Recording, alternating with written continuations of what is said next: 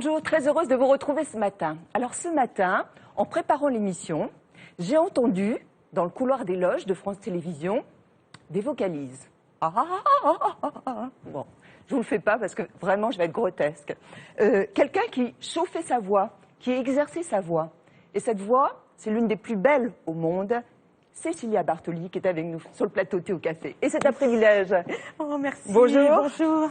Ça va bien? Ça va très bien, et vous? Bon, alors, tout d'abord, il faut que je vous appelle Cecilia. Oui. Et c'est tellement plus beau. Oh. Et ouais, c'est le soleil qui rentre. Merci. Comment allez-vous? Très bien, très bien. Ça fait Et vous, déjà Ben, quelques Catherine? années qu'on ne s'est pas vu. C'est vrai. Vous n'avez pas changé. Hein? Si. Non, Avec un nouvel album, en tout cas. Ah oui. Ah, oui. Ça, Saint-Pétersbourg. On va bien sûr beaucoup parler de cet album tout au long de l'émission. Vous aurez aussi, et nous aurons le privilège, et vous aurez l'amabilité, le talent aussi, ce matin, de nous faire découvrir un air de cet album, et cela en compagnie de vos musiciens. Ce sera pour tout à l'heure, dans quelques instants. Mais auparavant, vous savez, dans l'émission, on aime bien revenir en arrière. Alors, l'Italie, évidemment, même si vous ne vivez plus en Italie. Je sais que vous continuez à voter en Italie. Oui, je continue à voter. Mais vous avez la nationalité toujours italienne. Oui, italienne. Oui. Je suis partie très jeune de l'Italie, j'avais 19 ans. Et finalement, la France était très important aussi. J'ai fait mes débuts ici au Palais Garnier. J'étais invitée en hommage à Maria Callas quand j'avais 20 ans. Bien sûr, je le sais. Oui. Nous le savons. Ève Ruggieri n'était pas loin ce jour-là. C'est vrai. Alors, comment vous expliquez que les Italiens sont des chanteurs nés? Enfin, je pense que ça fait part de notre patrimoine, enfin, de notre génétique, Tout le monde patrimoine chante. génétique. Enfin, il y a pas mal de gens, c'est vrai, qui chantent, qui ont beaucoup, enfin, qui sont musicales, qui ont en oreille, qui ont ça. Et c'est vrai que ça vient de notre, de notre Culture. mère, culture, Ouais. grand-mère, Ouais. voilà, c'est ça. Alors, vous, père et mère, vous étiez quand même bien placés. Hein. Ah oui, c'est Tous vrai. les deux étaient des chanteurs lyriques. C'est vrai, Oui. c'est vrai. Est-ce que vous pensez, Cecilia, si vous n'aviez pas eu des parents artistes, vous-même, vous auriez été attirée par la musique? Écoutez, c'est difficile à vous Bien répondre sûr. parce que finalement, moi je suis née dans une famille de musiciens. Mais ma mère, par exemple, et mon père, il venait d'une famille, c'était commerçant, mon grand-père. Et ma mère elle avait une ferme dans le nord de l'Italie. Alors, c'était plutôt, oui, c'est autre chose finalement. Alors ma maman, elle a toujours... elle avait une voix magnifique, ma mère. Alors, tout de suite, ils se sont rendus compte, mes grands-parents, que c'était important, voilà, de lui faire de la musique, Oui. d'apprendre la musique. Oui, Alors, tous les deux, effectivement, ont été dans le cœur de l'Opéra de Rome. oui, alors les deux. ils ont eu d'abord une carrière comme soliste, et puis ils se sont rencontrés, et après ils sont rentrés dans le Ouais. chœur. Oui. Alors, même vous regrettez peut-être qu'il n'ait pas eu suffisamment d'ambition pour continuer leur carrière en solo. Non, c'est qu'ils ont décidé d'avoir une famille, d'avoir des enfants. C'est de votre faute. C'est de votre faute. En quelque sorte. Non, mais je crois que finalement, c'est vrai, les temps étaient différents. À 11 ans, vous apprenez la trompette. J'ai pris des cours de trompette. Pourquoi cet instrument? Parce que j'étais passionnée par cet instrument. Enfin, j'ai pris quelques cours. Hein. C'est pas que j'ai joué vraiment de la trompette. Par exemple, avec plutôt celle-ci, vous sauriez encore souffler dedans? Qu'est-ce que ça donne? Elle est toute neuve, Alors, c'est hein. quand même 11 ans, C'est loin. C'est loin, c'est pas vraiment hier, mais Mais c'est comme le vélo, on s'en souvient c'est comme toujours. normalement, vous savez, quand on joue de la trompette, d'abord, disons, ça fait longtemps. C'est pas vrai. Non, mais il faut normalement, c'est ça, beaucoup d'exercices, il faut faire avec ça. Il faut avoir vraiment les lèvres. Ah, c'est toute une technique. Oh. Oui. Il y a un son qui est sorti au moins. Hein. Ah oui, mais c'est ça. Alors tous les jours, il faut travailler ça. Mais moi, j'ai pris vraiment quelques cours de trompette. Par contre, un petit peu le piano, je peux jouer un petit peu la trompette. J'ai vraiment oublié là. Ça y est. On se croit au service militaire. Alors, bizarrement aussi, quand on regarde bien votre carrière, vous avez été aussi une danseuse. Alors, Une danseuse de flamenco. Alors, j'étais dans un groupe semi-professionnel, c'est vrai. Je suis tombée amoureuse de flamenco. C'est incroyable. Et Regardez. Voilà. Ouais. C'est vous. Et Et là, qu'est-ce que ça donne, là? Ça donne de la joie immense parce que... Montrez-moi la posture, allez. là. Montrez-moi la posture.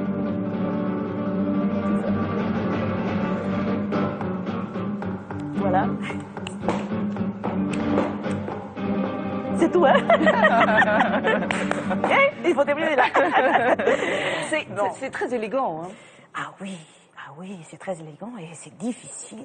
Est-ce que ça vous a aidé par la suite? Beaucoup. Vous parliez de votre mère, Cecilia.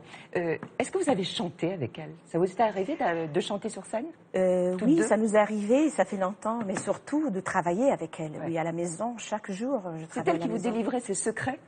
C'est elle qui m'a appris vraiment la technique du chant, de l'art lyrique. Ça, c'est elle, mon père, mais avec elle, j'ai étudié beaucoup. Et j'avais aussi un professeur du chant au Conservatoire de musique de Santa Cecilia, en Rome. Mais elle, c'est grâce à elle, je suis devenue ce que je suis finalement. La suite, vous allez voir des images d'archives. Ça vous plaît, ça? On va voir. Faire un petit saut en arrière. Allez, c'est Laurence Boulet qui nous raconte notre itinéraire. Succès après succès, rien ne dément l'engouement pour Cecilia Bartoli. Mais pourquoi l'aimons-nous autant? Rieuse, joyeuse, malicieuse, son tempérament nous enchante. Cecilia Bartoli, c'est un peu l'anti-Calas. Je suis pas la chanteuse old fashion, non, pas du tout. Chaleureuse, débordante de charme et de vie, Cecilia séduit. Cette victoire t'aime. Et moi aussi. Et il n'est pas le seul. 10 millions d'albums vendus, un vrai record pour de la musique classique. Cecilia a une particularité, elle veut partager. Moi, j'aimerais donner de grands moments, de beaux moments à le public. Elle a d'ailleurs un prénom prédestiné, celui de la sainte patronne des musiciens. Et elle est née dans la musique. J'ai toujours entendu la musique. Mes parents, ma mère, soprano, mon père, ténor. C'est avec sa maman qu'elle fait ses premières vocalises.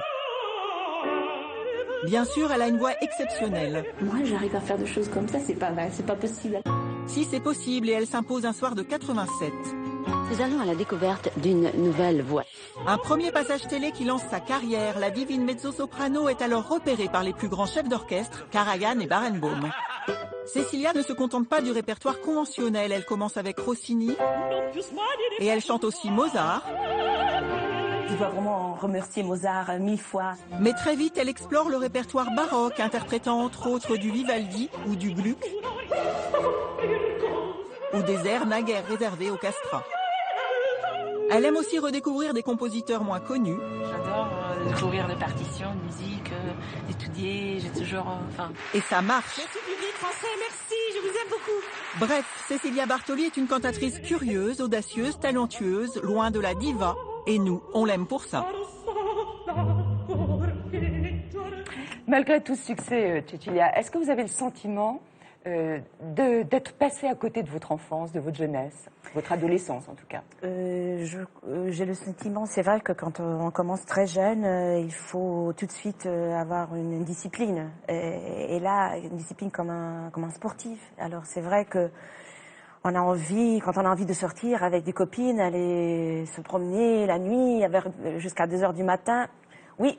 Vous ne l'avez jamais fait? Non, je le fais, bien sûr, mais c'est vrai que le lendemain... On le paie.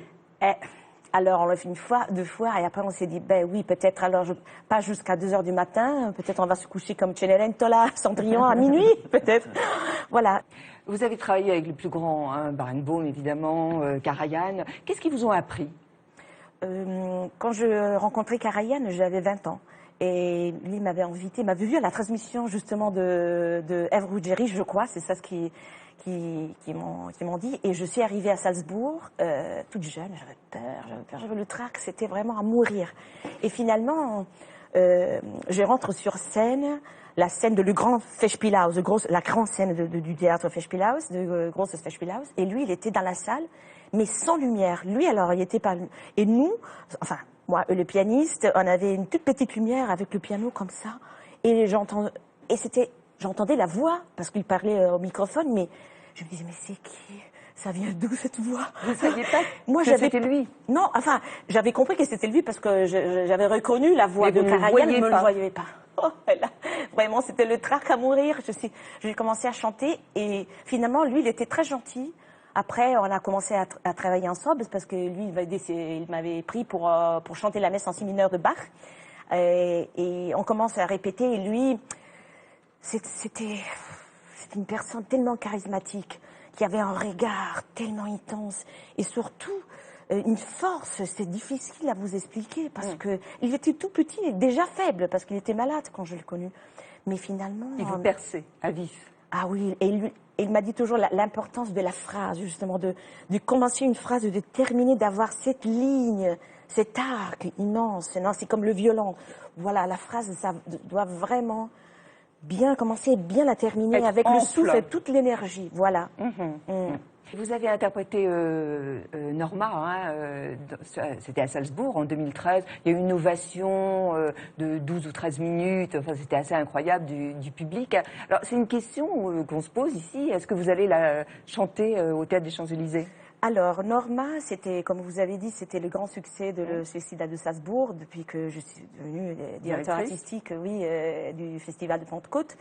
Et c'est vrai, c'est une Norma, une nouvelle vision de l'opéra, avec des instruments d'époque pour la première fois à Salzbourg, et avec toute une nouvelle vision aussi scénique. Et c'est vrai, c'était un succès énorme. On va la reprendre l'année prochaine. Et à Paris, oui, j'étais déjà invitée. Finalement, on va faire un tour, le grand tour Norma, et j'espère vraiment de venir au Théâtre des Champs-Élysées. Mais c'est quelque chose qu'on peut annoncer officiellement? C'est quelque chose que, oui, on est en train, je pense qu'on est dans le bon, comment dire, de la bonne négociation. Dans les bonnes négociations, oui. Très bien. 10 millions d'albums vendus, c'est impressionnant. Est-ce que ça vous grise? C'est quand même 30 ans de carrière, alors c'est... Vous voulez dire divisé par 30? ça fait pas beaucoup. Non, je veux dire 30 ans de carrière, c'est quand même c'est beaucoup de musique, de belle musique, beaucoup d'expériences différentes, mais c'est vrai, avec des projets, plusieurs projets, on a eu un grand succès. Et ça m'a donné la possibilité de faire 2 autres projets et de continuer justement la recherche vers le répertoire inconnu et vers le répertoire plus populaire. Est-ce qu'il vous arrive d'être dépassé, de vous sentir dépassé par le succès? Non, finalement, parce que pour moi, la raison, je fais ce métier et j'ai le grand privilège de faire la musique. C'est ça, l'amour, la passion pour la musique. Est-ce que vous craignez de décevoir? Écoutez, là, on est quand même des êtres humains. Alors, on a des journées magnifiques, on a des journées moins magnifiques. Et surtout, vous savez, l'instrument, c'est... La voix, c'est quoi? C'est à l'intérieur de nous. Alors, c'est fragile. Votre voix, elle est assurée? Non, la voix n'est pas assurée. Non. Ça n'est pas possible? Non, je n'ai jamais vraiment pensé d'assurer la voix. Je sais que j'ai des collègues, des ténors, par exemple, des pianistes, oui, c'est vrai, qu'ils ont fait ça, mais moi, j'ai pas... Non. Est-ce que vous avez déjà annulé des concerts? Oui, ça m'est arrivé, bien sûr, d'annuler des concerts, parce que... Comment on ressent les choses? C'est une frustration, non? C'est une frustration, mais et surtout, la plupart des fois, c'était à cause, de la climatisation, par exemple. On tombe malade maintenant, plutôt l'été que l'hiver. Enfin, non, c'est vrai. Mais l'été, maintenant, c'est devenu la climatisation est partout. C'est mortel, dans les avions, ça, pour dans les trains. l'avoir. Et alors là, il faut gérer ça sans être paranoïaque, mais il faut faire attention. Est-ce que vous connaissez vos cordes vocales? Vous les avez déjà visualisées? Oui, j'ai déjà visualisé. Et mais normalement, on les visualise quand on est malade, quand on est enrhumé, tout ça. Et là, non, j'ai eu la chance de voir mes cordes vocales. C'était à Houston, quand j'ai chanté à Houston. Et voilà, il y avait un médecin qui m'avait dit, Cécilia, tu veux voir tes cordes? Je suis pas malade. Je dis, c'est pas grave, comme ça tu vas voir ton instrument. C'est impressionnant. Alors on est allé rencontrer une phoniatre qui est Claude Fugain, qui est vraiment une spécialiste de grande renommée de la voix et des cordes vocales. Et elle nous décrypte ce que c'est que la voix. Et comment on peut l'utiliser. Très bien.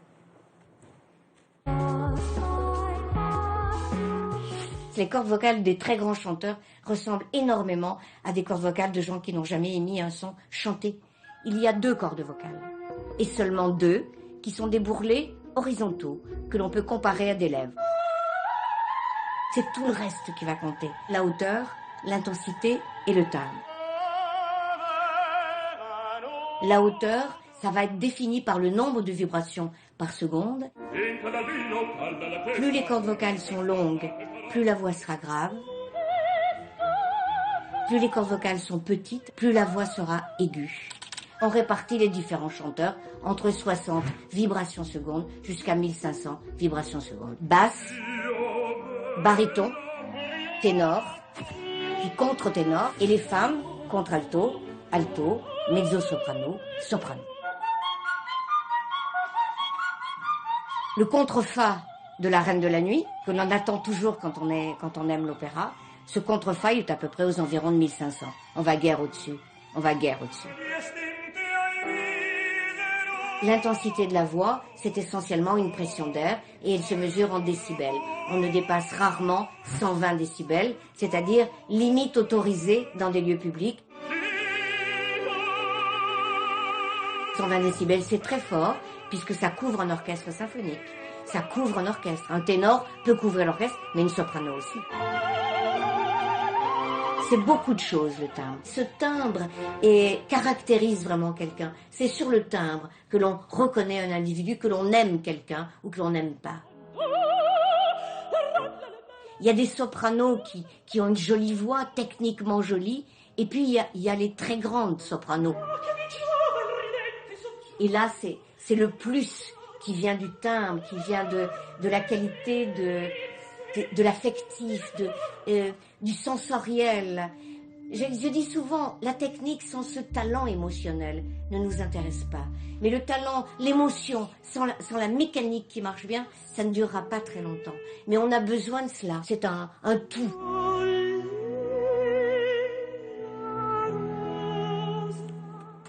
Est-ce que vous découvrez encore en vous des sons inconnus?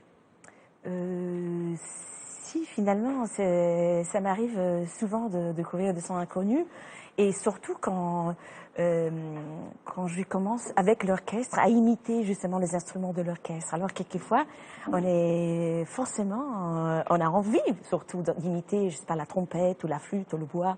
Et là, chaque fois, c'est une découverte.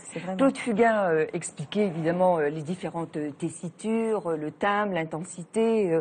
Qu'est-ce qui est le plus important en définitive pour vous dans une voix? Pour moi, dans une voix, c'est la combinaison entre cœur et tête. Et la voix, c'est au milieu. Voilà, c'est exactement au milieu. C'est la fusion de tout ça. On parle de votre actualité? J'aimerais bien. Ah bon? C'est une très belle histoire. Mais oui, c'est une belle histoire. Vous découvrez à chaque fois des airs oubliés, des airs enfouis. Depuis déjà quelques albums, on est très surpris en fait par votre travail presque d'archiviste même. Comment vous expliquez ça? Pourquoi vous avez ce goût pour cela? Le goût pour la recherche, j'ai eu ce virus. J'ai rattrapé ça. Ça fait longtemps après, bien sûr après mes débuts comme rossinienne et mozartienne, j'ai aussi eu la chance de travailler avec le maestro Harnoncourt, le maestro Hogwood. Alors et grâce à eux, je commençais à découvrir la musique baroque et préclassique. Et voilà. Et là, c'était vraiment une grande passion d'aller chercher, de découvrir de la musique quand même oubliée. De la musique italienne. Italienne, en plus. Là, ce projet part de la musique de tous les compositeurs italiens qui sont partis au début du XVIIIe siècle. Il y en a quand même pas mal qui sont partis de l'Italie. Et ils sont allés, en Angleterre et à la cour de Russie. Et c'est pour ça que j'étais très intéressée justement à cette période, la musique italienne à la cour de Russie. Et finalement, j'arrivais pas à la trouver en Italie. Alors je décide de partir. Ça fait quand même des années déjà de partir, d'aller vers le nord, prendre le bateau près de Lübeck, et voilà, je me dirige avec ce bateau énorme qui brisait la glace. Alors brise-glace, j'arrive à Saint-Pétersbourg, une ville magnifique. Que vous ne connaissez pas? Non, pas vraiment. Alors, quand je suis arrivée, je suis allée à la bibliothèque du théâtre Mariinsky. Ce sont des commandes qui ont été faites par 3 tsarines. Oui, c'est exactement des commandes. 3 tsarines au début du XVIIIe siècle. La première était Anna, après Elisabetta et Catherine la Grande. Mais c'était grâce à Anne, c'est la première qui décide d'inviter une troupe de musiciens italiens à la cour de Saint-Pétersbourg. Et notamment le compositeur Araya, que c'était un napolitain. Qu'est-ce que ces airs ont de particulier?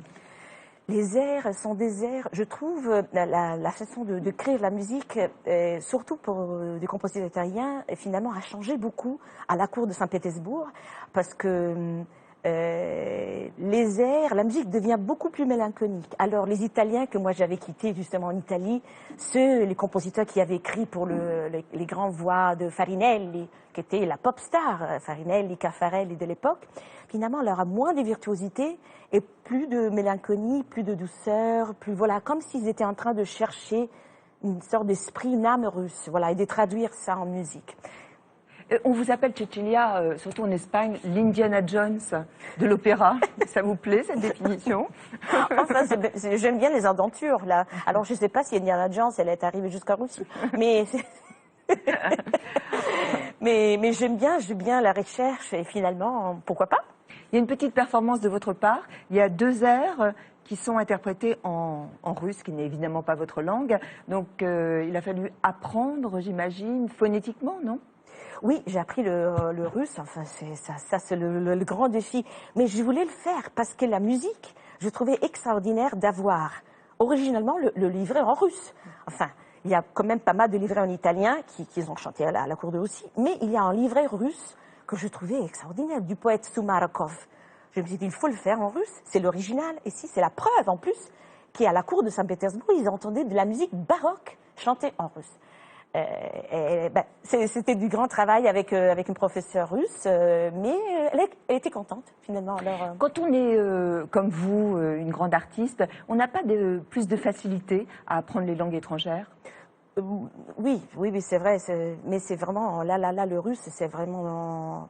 Jamais dans ma vie, je pouvais imaginer de chanter le répertoire russe. Qu'est-ce que vous sauriez nous dire aujourd'hui en russe? Spasiba.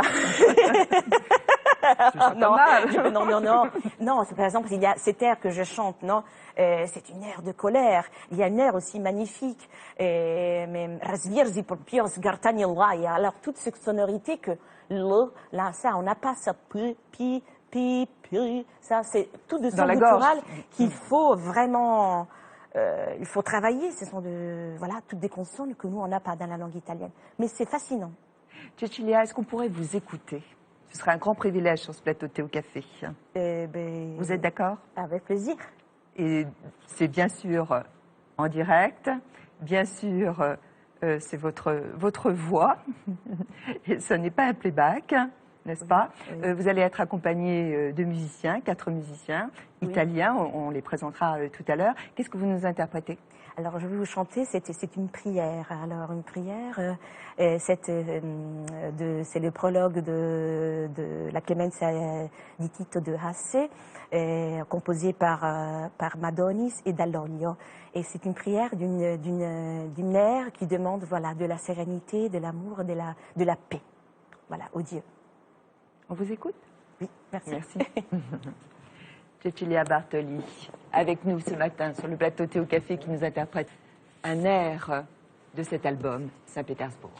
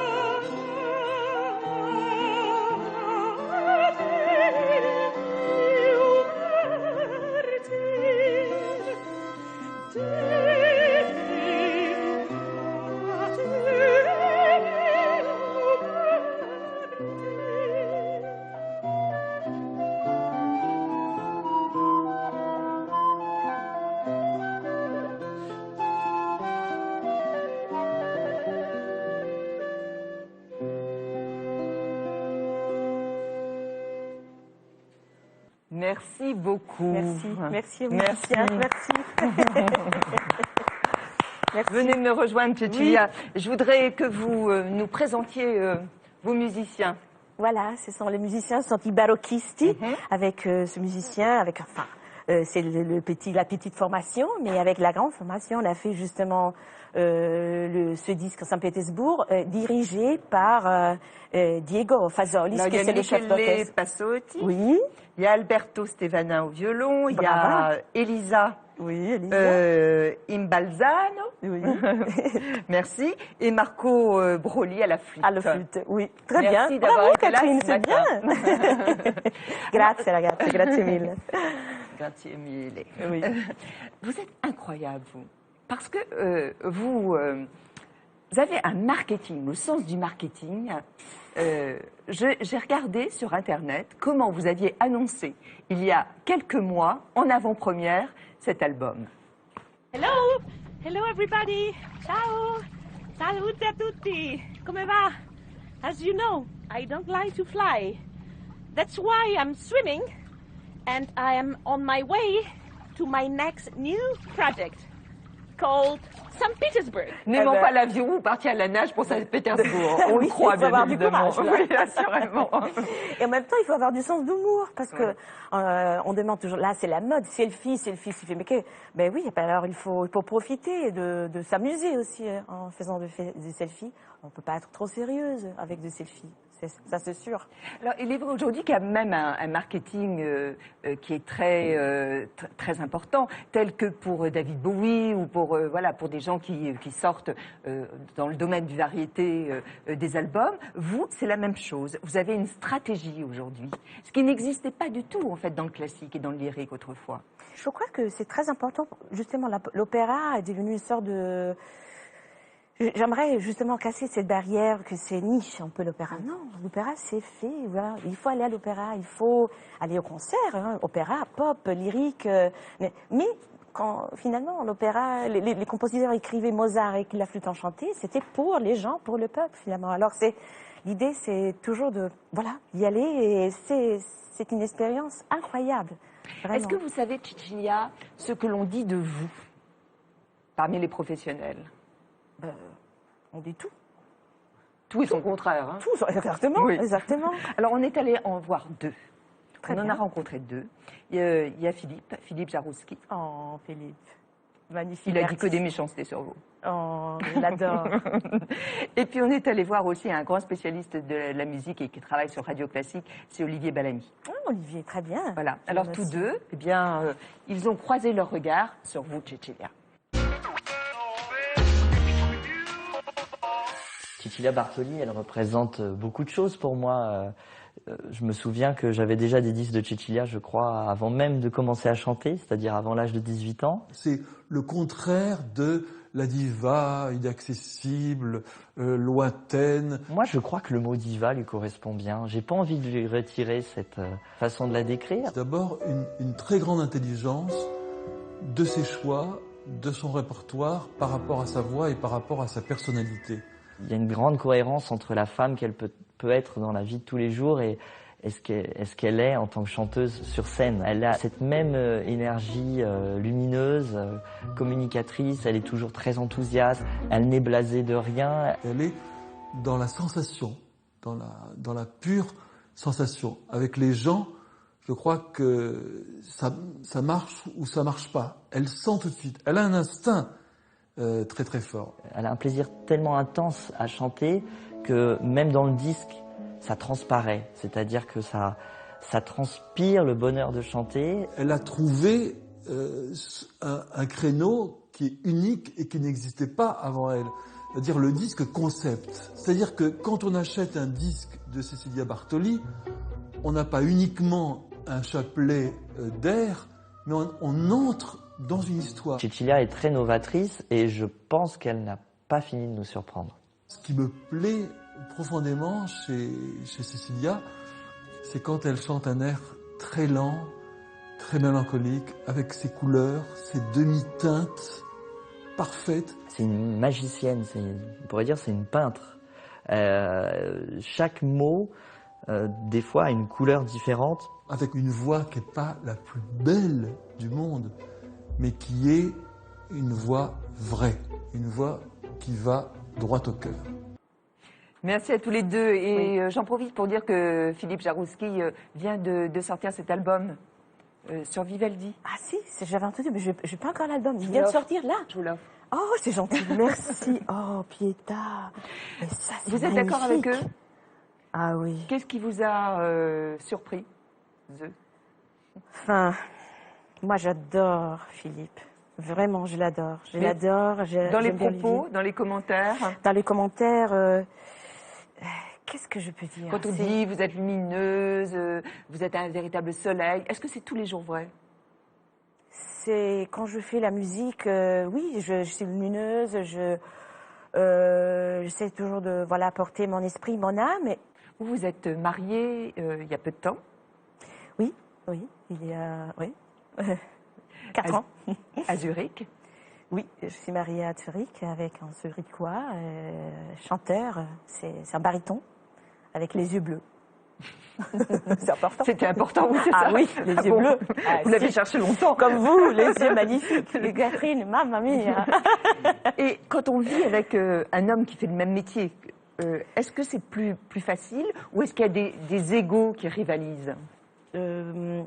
Ça dépend de la lucidité et de l'intelligence aussi de le mari et de l'amour surtout. L'amour et j'ai un mari que je l'aime bien, il m'aime bien et il aime bien ce que je fais finalement. Alors il me soutient, voilà. Et il comprend aussi les difficultés d'une carrière, du voyage, tout ça, mais je crois que lui, il aime bien ce que je fais et il me soutient beaucoup. Alors, il est fier. Il est fier. Il est admiratif. Oui. Vous chantez ensemble? Rare, c'est très rare. Alors, ça nous arrivait de chanter ensemble à Zurich, bien sûr, parce que lui, il chante il fait part de l'ensemble du théâtre de Zurich. Alors, moi, je chantais à Zurich plusieurs fois. Mais finalement, quand on n'était pas ensemble, je chantais plus quand on n'était pas ensemble de après. Non, mais de temps en temps, ça arrive de faire des opéras de Rossini à Zurich ensemble ou de Mozart, par exemple, avec Harnoncourt. Mais voilà, c'est pas une règle, justement.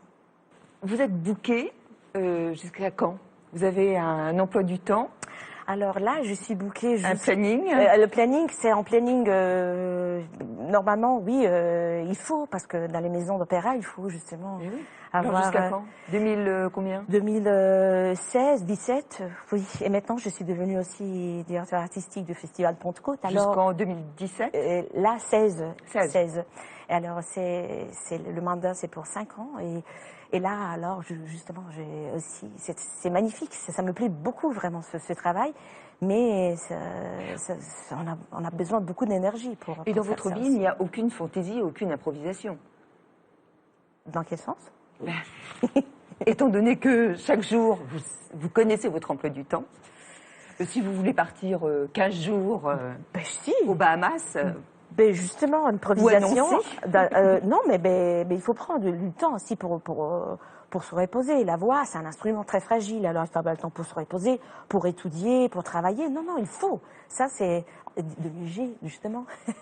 De prendre des vacances, c'est très important, ça aussi.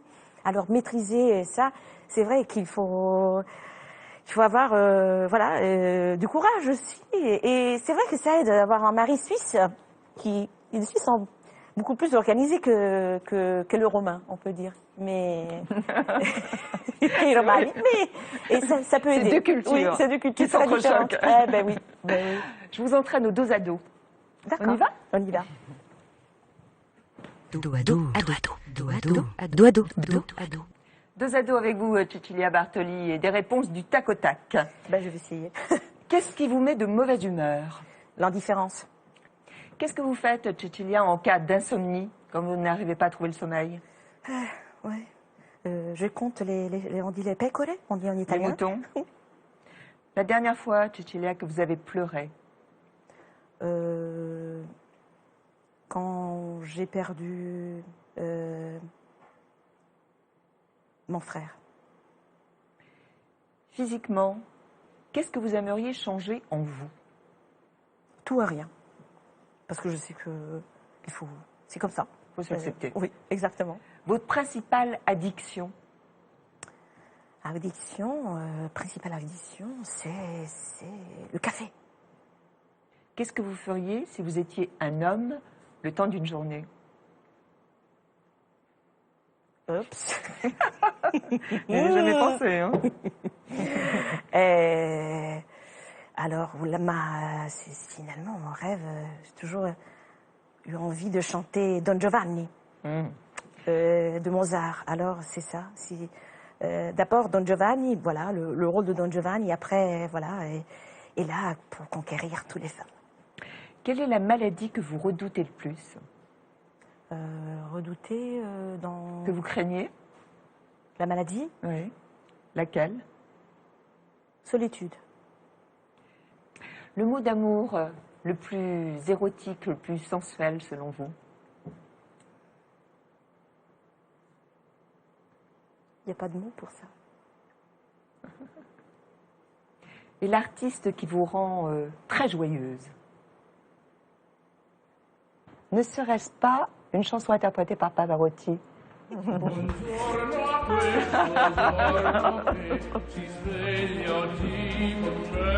Mais oui, il faut danser là.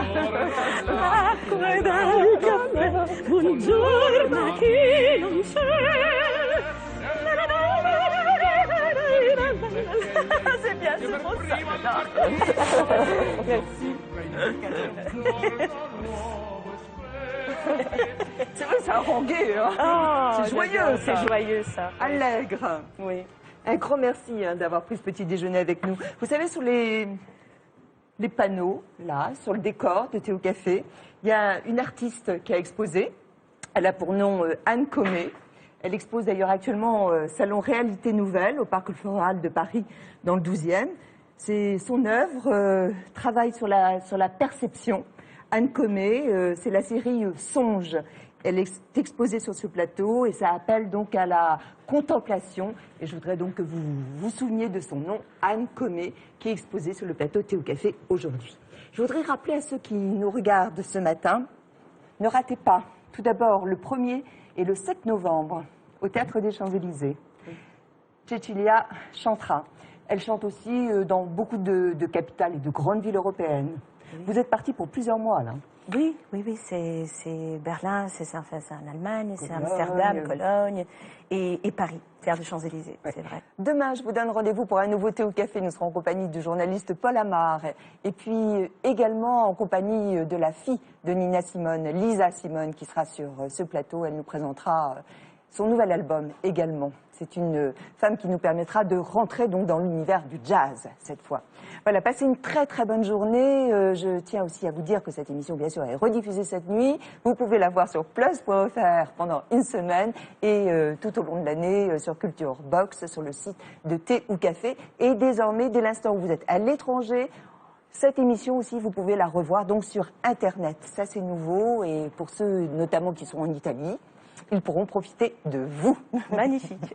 Merci beaucoup. Merci d'être passé sur le plateau Théo Café. Passez une très très bonne journée et on se retrouvera demain dès 7h. Au revoir. Merci. Et on termine par un selfie. Ah, d'accord.